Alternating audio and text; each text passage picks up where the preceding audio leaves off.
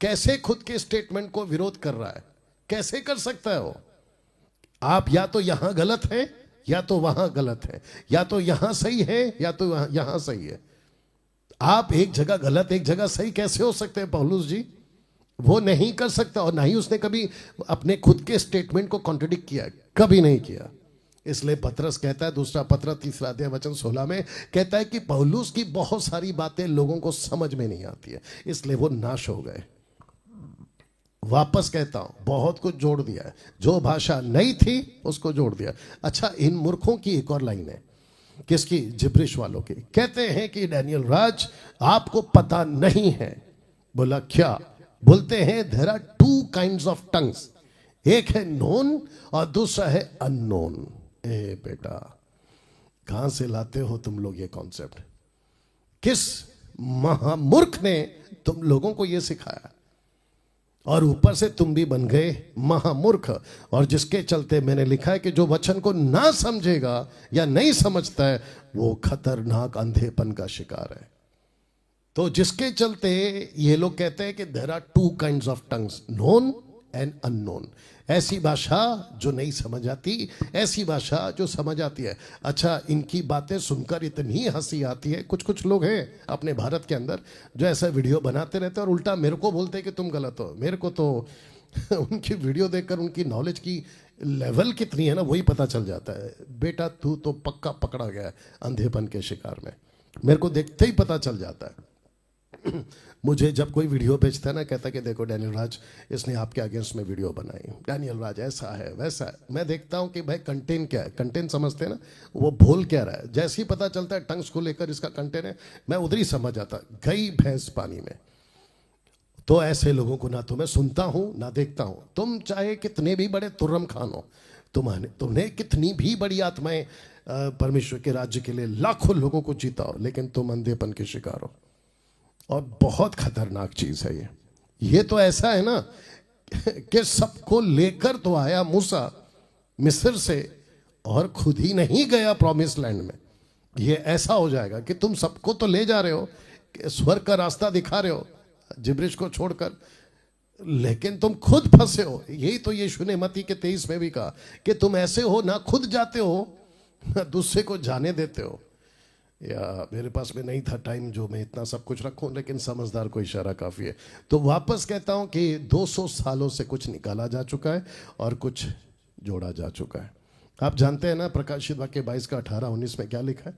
ना तो बढ़ाना है ना घटाना है, ना जोड़ना है ना निकालना है। तुम लोगों की इतनी हिम्मत कैसे हो जाती है? पुलपिट से खड़े, पुलपिट तुम्हारे बाप का राज जागीर है, चर्च तुम्हारा, तुम चर्च के बॉस बन गए और पुलपिट से खड़े होकर कहते हो कि मैं कह रहा हूं वो सही है। पागल, यीशु जो कह रहा है ना वो बता बाइबल में से, तू क्या कहता है वो इंपॉर्टेंट नहीं है हमारे लिए। और मैं चर्च के लोगों से भी कहना चाहता हूं कि जब तुम संडे को ऐसा बकवास सुनते हो ना जो बाइबल के बारे है, जो निकाला जा चुका है, जोड़ा जा चुका है, वो कचरा खाने से पहले आप ये सोचते क्यों नहीं हो कि मैं उस पास्टर को, प्रीचर को जाके पूछूं क्या बकवास करके गए तुम? ये बोलने का और ये पूछने की ताकत रखो, क्योंकि नहीं तो फंस जाओगे।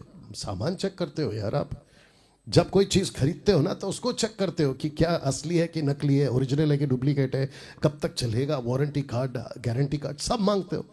तो आत्मिक खाना अंदर क्या जा रहा है कानों से वो तो सुनो। मैं आपको सच बताऊं, बहुत ध्यान से सुनना, ये जबरदस्त लाइन बोलने जा रहा हूं। अगर जिस दिन लूसीफर ने सांप बनकर हव्वा के कानों में ये डाला कि देख फल कितना अच्छा है, खाने में कितना अच्छा होगा, बुद्धि देने के लिए कितना अच्छा होगा, अगर आदम वहां होता तो औरत को पूछता क्या बकवास सुन रही है? तुझे याद नहीं कि परमेश्वर पिता ने क्या कहा कि इसको ना तो खाना है ना तो छूना है, तू ये बकवास क्यों सुन रही है? अगर ऐसा कोई टीचिंग की वीडियो हव्वा के पास पहुंच जाती ना, डंके की चोट पे बोलता वो नहीं खाती। तो दिक्कत कहां है? जैसे औरत फंस, यही तो पौलुस ने भी बोला, 2 कुरिन्थियों 11 अध्याय वचन 3 से आगे, 2 से आगे माफ करें। पौलुस तो कहता है ना, मैं डरता हूं कि जैसे सांप ने अपनी ही चतुराई से हव्वा को बहकाया, कहीं वो तुमको भी ना बहका दे। तो वो पढ़ने के बाद में आप हो गए चौकन्ना, वो पढ़ने के बाद में मैं हो गया चौकन्ना। आपको भी कर रहा हूं चौकन्ना कि बहुत कुछ निकाला जा चुका है और बहुत कुछ जोड़ा जा चुका है। तो जब आप प्रचार सुनते हो ना किसी का, so you have to be very careful कि मैं सुन क्या रहा हूं, और पलटकर पूछने का ताकत रखो अपने लीडर को, पास्टर को। वर्शिप पर अगर कोई भी बकवास का गाना गाता है, आउट ऑफ कॉन्टेक्स्ट का गाना गाता है कि पवित्र आत्मा उतर रहा है, गाढ़ा अभिषेक उतर रहा है, क्या कहते हैं, परमेश्वर की उपस्थिति चारों तरफ है, ये गाने इसको सुनने से आपको पवित्र आत्मा छुएगा। पलटकर पूछना, ए भाई, कहाँ लिखा है कि पवित्र आत्मा बार बार आता है? कहाँ लिखा है कि पवित्र आत्मा बार बार छूता है? कहाँ लिखा है कि पवित्र आत्मा जाकर फिर वापस आता है? आप जब घर से निकले थे तो क्या उपस्थिति लेकर नहीं निकले थे? तो फिर ये वर्शिपर कैसे कह रहा है कि मैं जब गाना गा रहा हूं तो उपस्थिति आ रही है? तो फिर जब तुम घर से निकले थे वो कौन सी उपस्थिति थी?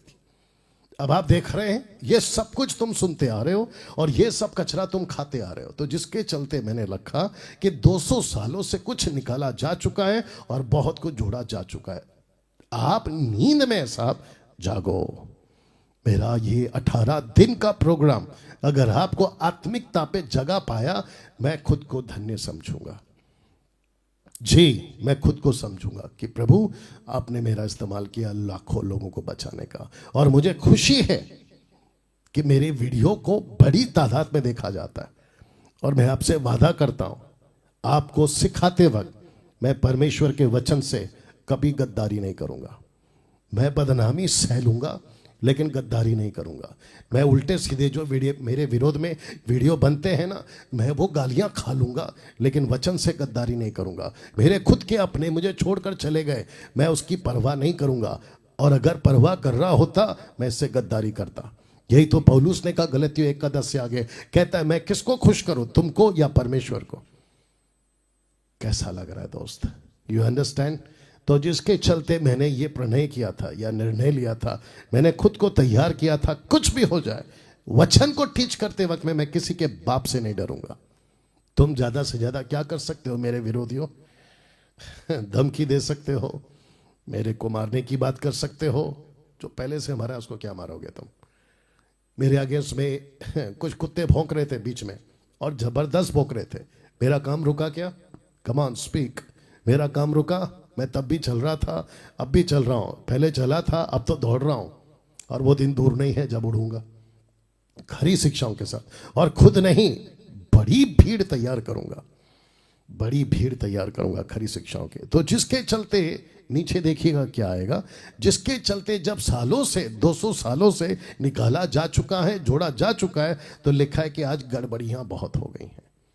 आज गड़बड़ियां बहुत हो गए। किन लोगों की वजह से? इन लोगों की वजह से जिसने 200 साल के अंदर बहुत कुछ निकाल दिया और बहुत कुछ जोड़ दिया। अब उनकी गलत शिक्षाएं जो जोड़ दी, उनकी गलत शिक्षाएं जो निकाल दी, ऐसी बातों को आज जब ये सिखा चुके हैं और ये सीख चुके हैं, ये कंक्रीट बन गया है। कंक्रीट समझते हैं ना, सख्त बन गया है। तो क्या क्या बिगड़ गया है? यीशु को लेकर गड़बड़ी होगी, उद्धार को लेकर गड़बड़ी, पवित्र आत्मा को लेकर गड़बड़ी, वचन को लेकर गड़बड़ी। बताइए, इन सब पर गड़बड़ी हो गई। यीशु की बात करें, यीशु की टीचिंग में भी गड़बड़ी। कोई कहता है कि उद्धार काफी नहीं है, खतना भी कराओ। कोई कहता है कि आपको उद्धार के बाद में कुछ और करना चाहिए, जिसके चलते 16वीं सेंचुरी में मार्टिन लूथर बाहर निकला। आप इस बात को जानते, ये इतिहास है। You understand? उद्धार को लेकर भी बहुत गड़बड़ी है। कहते हैं कि सिर्फ आपको बपतिस्मा है ना, ऐसे नहीं ऐसे लेना है। पिता पुत्र पवित्र आत्मा के नाम से बपतिस्मा लेने की जरूरत नहीं है, आपको यीशु के नाम से बपतिस्मा लेना है। वो टीचिंग आ गई। पवित्र आत्मा को लेकर तो बहुत गड़बड़ी है। दानों को लेकर बहुत गड़बड़ी। आज मुझे कॉल आया था बीच में, अभी मुझे लगता है शाम को, एक बहन ने फोन किया था। कहती है कि उनका पास्टर कोई है मूर्ख टाइप का, कहता है कि पवित्र आत्मा 2 तरह की है। वो बोला वो कैसे? बोला जो मेरे अंदर पवित्र आत्मा है वो अलग है और जो आपके अंदर है पवित्र आत्मा वो अलग है। 1 कुरिन्थियों 12 अध्याय वचन 11, 12, 13, 14 पौलुस कहता है कि हम सबको एक ही आत्मा पिलाया गया है। अब उसको कौन समझाए?